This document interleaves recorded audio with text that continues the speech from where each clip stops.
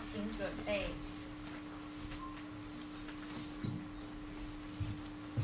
Hello everyone, my name is Sunny. Today I would like to tell you about a crazy dream that I had before. At first, it's normal with kissing my mom goodnight and going to bed. Mom said, remember, tomorrow we have to wake up early for school. Teacher Peter was going to the morning exercise and he's really crazy and a little silly, but so funny! So I closed my eyes and went to bed. But when I woke up the next morning, I wasn't in my bed. In fact, I wasn't even in Taiwan. I woke up in an igloo in Canada. There was snow everywhere and it was really cold.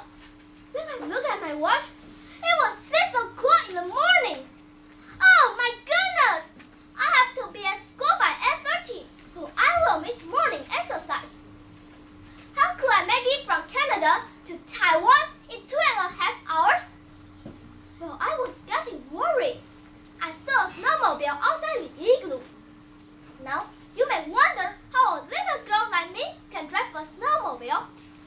Well, it's a dream, remember? So I jumped on the snowmobile and headed for Taiwan. I drove really fast, right through Canada. But before I got to Taiwan, I had a little problem. I had to cross the ocean. The snowmobile wasn't going to work. I thought about swimming across, but it's a pretty big ocean, and it was now 7 o'clock. Just as I was feeling sad, I saw something coming out of the water. It was a big submarine. I was sad. So I climbed into the submarine and headed for Taiwan. The submarine was so fast that I was back in Taiwan by 7:30. If I can get a ride with Uncle Steven, I can make it in time for morning exercise. So I called Uncle Steven on my cell phone and asked him to give me a ride. He drove really fast and we made it to school at 8:29. But when I started to walk into school, I hear a funny sound like this. Wake up, wake up, wake up, my mom said. You're going to be late for school. So I woke up from my crazy dream in my own bed, in my own house, and I said, don't worry, Mom. I know a shortcut to school. That's my crazy dream. Do you like it? Thank you for listening.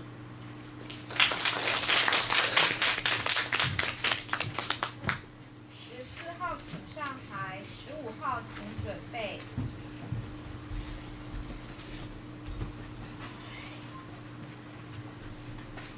Good morning, everybody. Today, I want to tell you a story. The title is The Grandma Test. When I was a little boy, I saw the moon follows me everywhere. Did you ever sing that? The trees go by, the buildings go by, but the moon still stays in one place. That's when I learned my grandma was so smart. I was walking with her one night, and I saw the moon. I asked, does the moon follow you too, Grandma? Yes, she replied. How can it follow both of us? I asked in return. The moon can do that because it's so far away, she said. I thought about that while we kept walking, but I got distracted when I saw a piece of candy on the ground. I picked it up to eat it. Hey, hey, hey, don't look at me like that. I was a little boy. Remember, I know better now. Don't do that. And my grandma grabbed it on my hand. Why? I cried. I like candy. Because it's been on the ground and they probably have germs. What a smart grandma. I looked at her with admiration and asked, Grandma, how do you know all this stuff? You are so smart. She stopped for a second and said, Oh, Grandma knows stuff. It's in the grandma test. You have to know it, or they won't let you to be a grandma. I thought for a minute and said, Oh, I I get it, I say proudly. If you don't pass the test, you get to be a grandpa. Thank you, everybody. Have a nice day.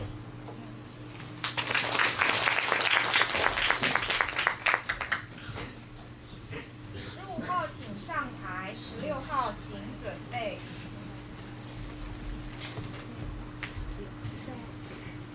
Hello everyone, my name is Brenda.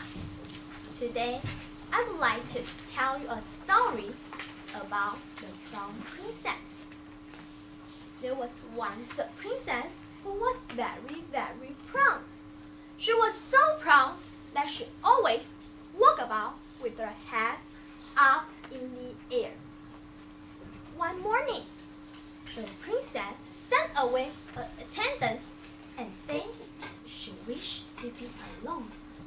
She alone asked her ladies-in-waiting to go inside the library and write an exam on the importance of princess. And presently, a very bad storm came. The princess was wearing the thinnest of silken frocks, and she had no umbrella. She was afraid to stand under the tree because there were quite a lot of thunder and lightning, and everybody knows it is danger to shelter under a tree in a thunderstorm. So she came out onto the open grass and started running. The storm was so heavy that the rain all got into her eyes because her face was stepped up so high. She was so blind by the water in her eyes that she couldn't see where she was going. And she walked right over the edge of the pond and fell in.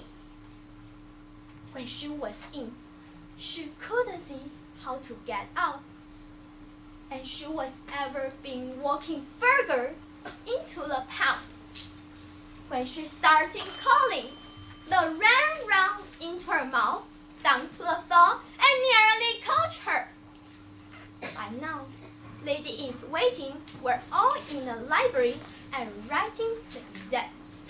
They were so busy that they did not notice the storm. At last, they noticed it.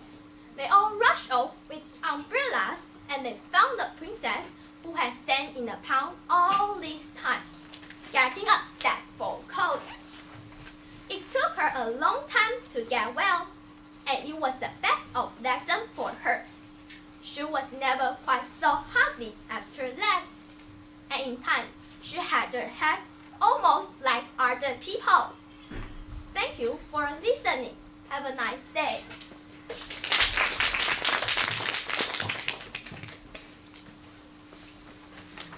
16号请上台，17号请准备。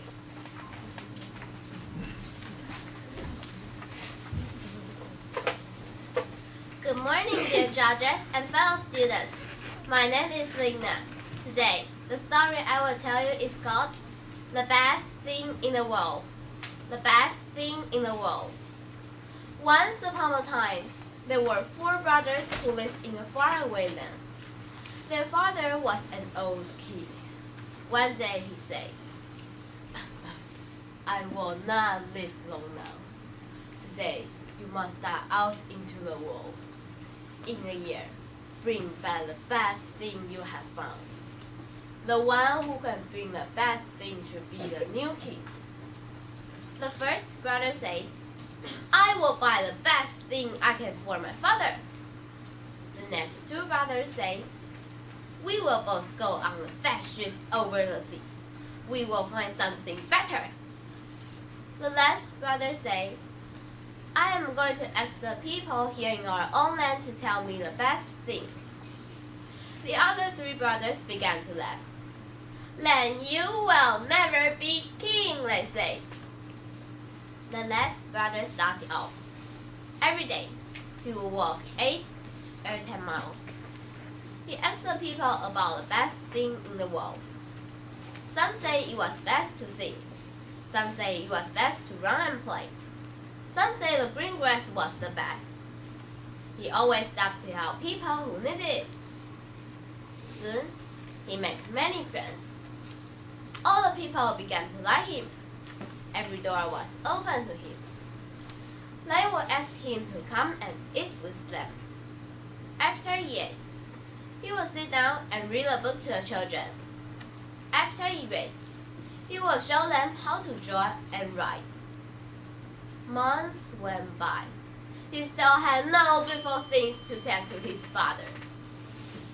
The time came when the king called his sons together. "What did you bring?" he asked them all. The other brothers had jewels, coral, and many beautiful things for his father. "And what did you bring?" said the king to the last brother. "This is too funny," said the other brothers. "He has nothing." But the king was kind to the last brother. "What did you bring for me?" he asked again. "I bring all the friendship of your people," said the last brother. "That is the best thing," cried his father. "You should be the new king." Thank you for listening. Have a nice day. Goodbye.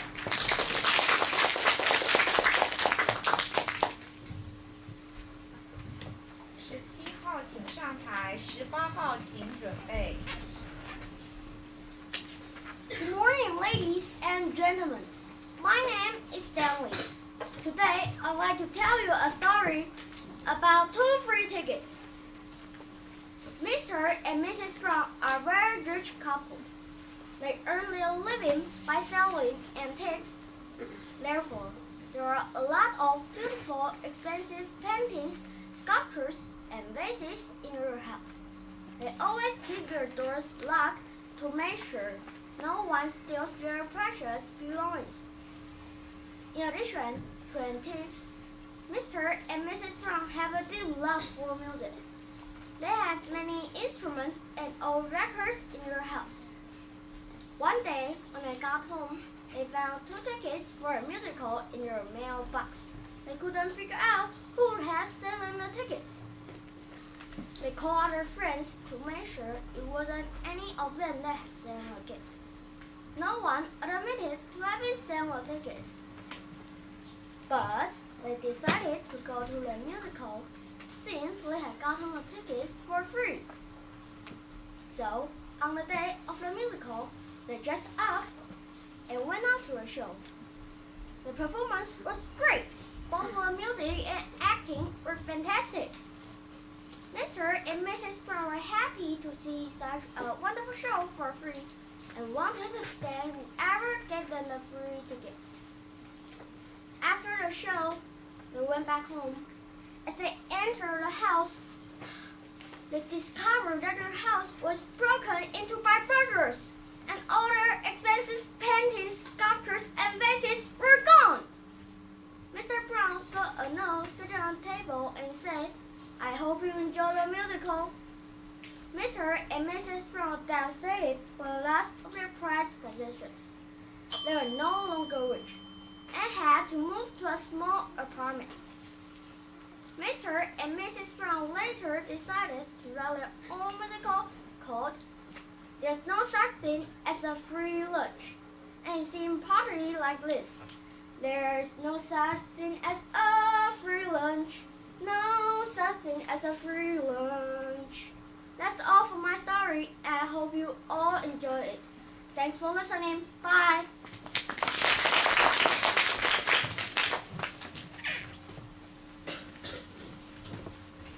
将在18号演说完毕后中场休息10分钟。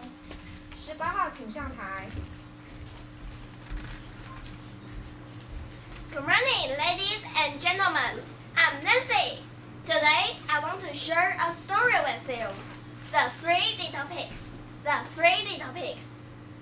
The three little pigs are getting bigger and bigger. Daddy Pig says, "It's time for you to look for a new home." Mommy Pig cries, Remember to watch out for the big bad wolf.